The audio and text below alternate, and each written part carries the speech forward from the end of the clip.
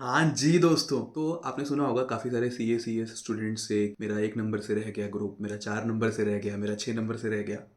ऐसा क्यों होता है? आज की वीडियो में मैं आपको बताऊँगा वो एक रीज़न, वो एक बहुत बड़ा रीज़न क्यों सीए स्टूडेंट्स फेल होते हैं और अगर ये एक चीज़ सही कर लेना, तो बहुत चांसेस हो जाते हैं उनके पास होने के। क्योंकि मैंने तो यही एक चीज़ अपनाई और मेरे फाइनल के एक-एक करके सारे ग्रुप क्लियर हो गए। पास करना है कि नहीं अपना ग्रुप पहले अटेम्प्ट में, तो इस वीडियो को लास्ट तक ज़रूर देखना। ये वीडियो बहुत इंपॉर्टेंट होने वाला है और तो और अपना पेन, पेपर निकाल के ज़रूर बैठना। हाय, मेरा नाम है Naman and welcome back to my channel. हम जब पहले दिन अपना ग्रुप लेकर बैठते हैं और पास होने का सोचते हैं, तो हम सेट करते हैं कि हमारे 50 नंबर आएंगे हर सब्जेक्ट में और हम पास हो जाएंगे। But CA, CA, CWA courses का सिस्टम ऐसा है ना कि ये आपके एग्रीगेट ही नहीं बनने देगा। आप देखते होगे कि 40 के ऊपर तो आ जा रहे हैं, बट ओवरऑल एग्रीगेट नहीं बन रहा है 50% का, और यही बनाना बहुत मुश्किल है। मैं अपना केस बताता हूँ क्या हुआ था। एग्जीक्यूटिव में मुझे लगे अटेम्प्ट और जैसे-जैसे करके मैंने पास भी किया। लेकिन फाइनल में मेरे 2 अटेम्प्ट लग गए आते-मान और मुझे समझ नहीं आया कि मैं क्या करूँ यहाँ पर आकर कि जो हमको समझ में आया, जो हम मेरे बहुत सारे दोस्त हैं जो पहले भी अटेम्प्ट दिए हमसे, तो बहुत पढ़ाई करके एग्रीगेट ही नहीं बन रहा है। तो यार मेरे को पास होना था। मुझे समझ में आया कि यार हम लोग गलती क्या कर रहे हैं? हम लोग गलती ये कर रहे हैं कि हम लोग तीनों सब्जेक्ट को इक्वल टाइम दे रहे हैं और उससे होगा ये कि हम तीनों सब्जेक्ट को जब इक्वल टाइम दे रहे हैं तो हम सोच के चल रहे हैं 50 नंबर, और वो 50 नंबर एग्ज़ाम में बनेंगे नहीं, आपके आएंगे किसी में 40, किसी में 46, किसी में 45। और ये एक चीज़ मुझे तब समझ में आ गई। मैंने क्या किया, उसके बाद से मैंने एक सब्जेक्ट पे टारगेट किया कि यार एक सब्जेक्ट अपन एग्जाम्प्ट करेंगे, 2 सब्जेक्ट अपन निकालेंगे कैसे भी करके।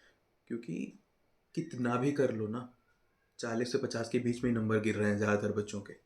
तो आपको कुछ तो अलग करना होगा, कुछ तो स्मार्टनेस दिखानी होगी, कुछ तो करना होगा यार कि यार मेरा ग्रुप निकल जाए। तो इस तरीके से मैंने एग्जामिशन टारगेट किया।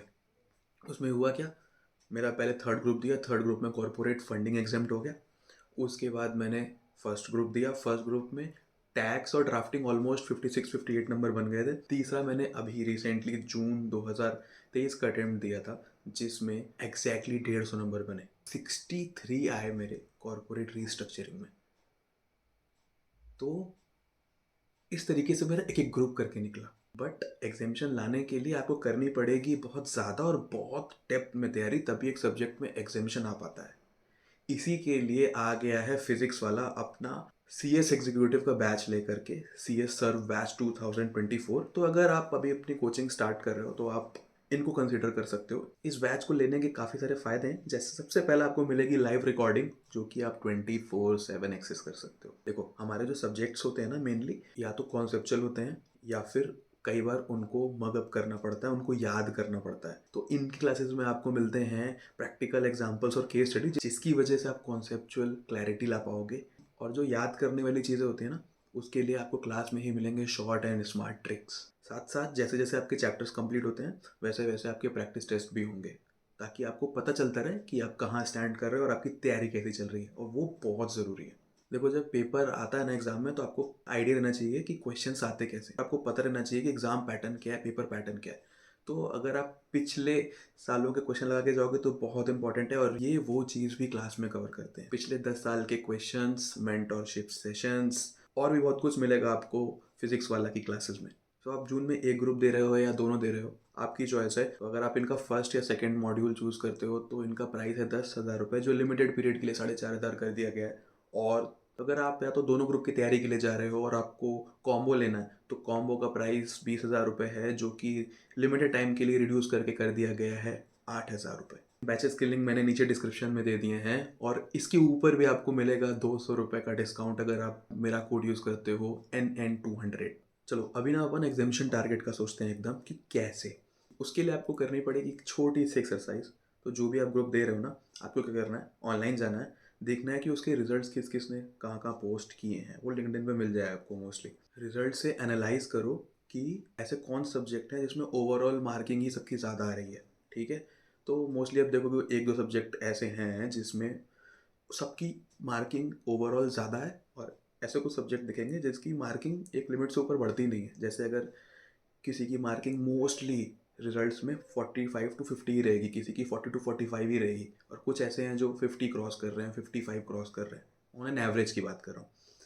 आपको वो एक सब्जेक्ट टारगेट करना है एग्जामिशन के लिए, क्योंकि उसमें नंबर ज़्यादा दे रहे हैं, या ऐसा कह लो कि उसमें आपकी मेहनत के अकॉर्डिंग आपको नंबर मिल जाते हैं। अब आइडियली ये सब्जेक्ट जो आपने निकाला है, ये वो एक सब्जेक्ट भी होना चाहिए जिसमें आपका पढ़ने में इंटरेस्ट है। मेनली आपका पढ़ने में इंटरेस्ट होना चाहिए इस सब्जेक्ट को, आपको मज़ा आना चाहिए इसको पढ़ने में, आपको पता होना चाहिए कि आपकी एबिलिटीज़ के हिसाब से आप इसमें नंबर पा जाओगे, प्लस इसका ओवरऑल एवरेज भी अच्छा होना चाहिए।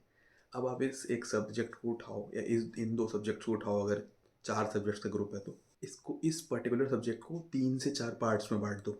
ठीक है, ये हो सकता है कि आपके सब्जेक्ट पहले से ही पार्ट्स में बटे हुए हों, इंस्टीट्यूट ने ही बांटा हो उनको, वो और बेस्ट है। और अगर इंस्टीट्यूट ने उनकी मार्किंग नहीं की है, जैसे होता नहीं है 30 नंबर का ये पोर्शन आएगा, 40 का वो आएगा, फिर 30 का ऐसा, अगर ऐसा है तो ठीक है, अगर ऐसा नहीं है तो आप बांट लो। आप कैसे बांटोगे? आप जाओ स्कैनर्स में, आप जाओ प्रीवियस पेपर्स में और देखो कि कहाँ से पेपर सेट हो रहा है, और बहुत ध्यान से एनालाइज करना। तो आपको लग रहा होगा ये ज़्यादा हो रहा है, लेकिन अपने को पास होने के लिए ये स्मार्ट स्टडी करनी पड़ेगी। निकालो पास पेपर से, और ऐसे इंपॉर्टेंट टॉपिक्स को, इंपॉर्टेंट पोर्शंस को अपने दिमाग में ऐसे सेट कर लो कि ये इधर का पोर्शन इतना इंपॉर्टेंट है, ये इतना इंपॉर्टेंट है। अब आपको क्या करना है, वो बटे हुए पोर्शंस जो हैं उनके स्पीड नोट्स बनाओ, उनके शॉर्ट नोट्स बनाओ, अपने हिसाब से बनाओ। और मैं उसको जल्दी शेयर भी करने वाला हूँ, और अगला वीडियो वो कैसे बनाएंगे इसी पे होगा, और मैं उसको वहाँ शेयर भी करूँगा। A4 नोट्स बना लिए उन चीज़ों के, अब उसको रेगुलरली पढ़ना है, बहुत बार रिवाइज करना है। यानी जितना आप नॉर्मल सब्जेक्ट पढ़ रहे हो 3 रिविजन, तो आपके उसके 8-9 रिविजन होने चाहिए एग्जामिशन लाने के लिए, और वो आराम से हो जाएगा अगर आप मेरे बताए हुए स्पीड नोट्स बनाते हो तो। क्योंकि 400 पन्ने की चीज़ आप 60 पन्ने, 70 पन्ने, 80 पन्नों में कंपाइल कर सकते हो। अगले वीडियो में मैं बताऊंगा कि कैसे बनते हैं, लेकिन अभी आपको वो जब एक बार बन जाए तो आपको 8, 9, 10 रिवीजन करने होंगे, यानी आप उसको अपने बाकी 2-3 सब्जेक्ट से ज़्यादा पढ़ोगे, ज़्यादा बार पढ़ोगे। बस उसके अलावा नॉर्मल चीज़, जैसे आप स्कैनर को कंप्लीट करना है, सप्लीमेंट्स को कंप्लीट करना है, अमेंडमेंट्स को कंप्लीट करना है, और जो भी प्रैक्टिस कर सकते हो वो करनी है। एग्जामिशन आ जाएगा, एग्जामिशन आने में कोई प्रॉब्लम नहीं है, और इस बात पे एग्जामिशन आने पर मैं और डिटेल्ड वीडियोस बनाते रहूँगा। देखो क्लियर बता रहा हूँ, ऑन एन एवरेज जो मैंने देखा है, हर सब्जेक्ट में अच्छे नंबर नहीं मिलते हैं, कितना भी आप मेहनत कर लो उसकी मार्किंग्स वहीं रह जाएंगी। तो आपको किसी एक सब्जेक्ट में एग्जामिशन लाना ही पड़ेगा।